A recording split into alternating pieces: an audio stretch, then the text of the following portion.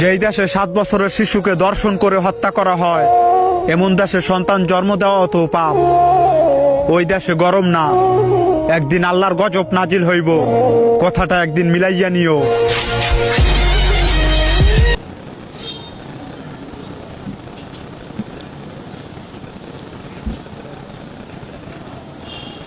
আনুমানিক 3:30টায়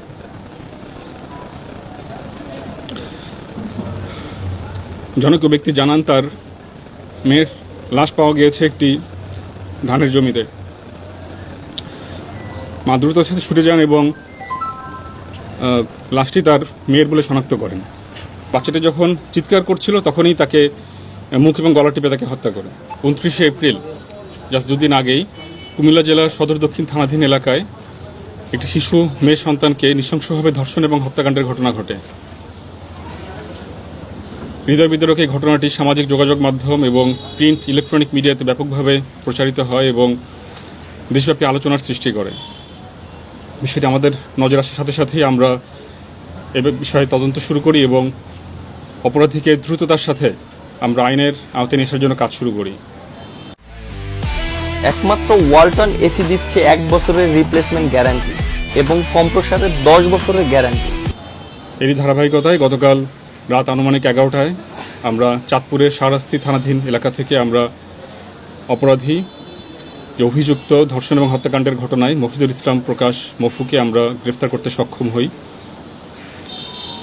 প্রাথমিক জিজ্ঞাসাবাদে তিনি এই ধর্ষণ এবং হত্যাকাণ্ডের ঘটনার সাথে সম্পৃক্ত থাকার বিষয়ে আমাদের স্বীকার করেছেন এবং এই বিষয়ে বিস্তারিত জবানবন্দি দিয়েছেন।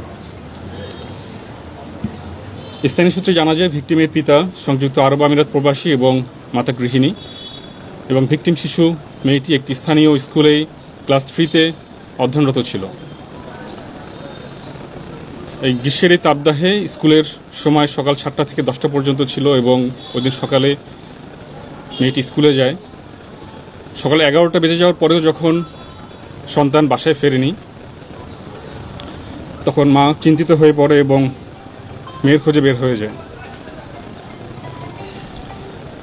রাস্তায় কোথাও না পেয়ে মা সন্তানের খোঁজে স্কুলে চলে যায় এবং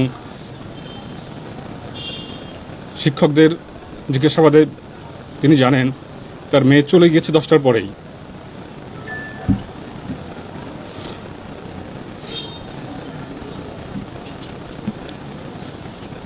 মা বাসায় ফেরত আসেন এবং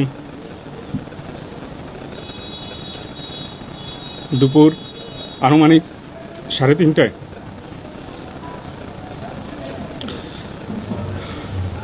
জনৈক ব্যক্তি জানান তার মেয়ের লাশ পাওয়া গিয়েছে একটি ধানের জমিতে। মা দ্রুততার সাথে ছুটে যান এবং লাশটি তার মেয়ের বলে শনাক্ত করেন।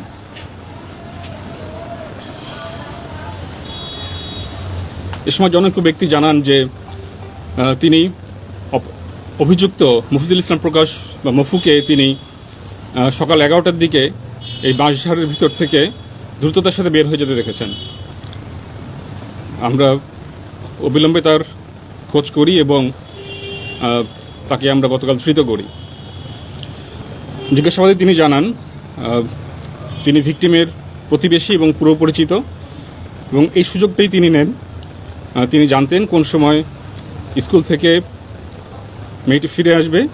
তিনি রাস্তার পাশেই ছিলেন এবং ফেরত আসার পথে আনুমানিক 11:15টার দিকে তিনি মেয়েটিকে তুলে নির্জন স্থানে নিয়ে যান এবং পাশবিক নির্যাতন করেন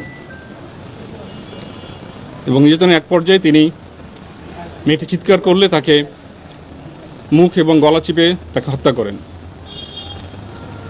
হত্যাকাণ্ডের পরে তিনি বাসায় ফেরত যান এবং যখন তিনি জানতে পারেন ডেড বডি পাওয়া গিয়েছে এবং বিষয়ে মামলা হয়েছে, তিনি কুমিল্লা ত্যাগ করে সন্ধ্যায় চাঁদপুরে চলে যান। আমরা চাঁদপুর থেকে তাকে ধৃত করি।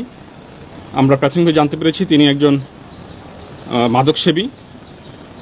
বাইরে তিনি টুকটাক রাজমিস্ত্রির কাজ করেন, জোগালির কাজ করেন এবং নিয়মিত তিনি গাঁজা সেবন করেন।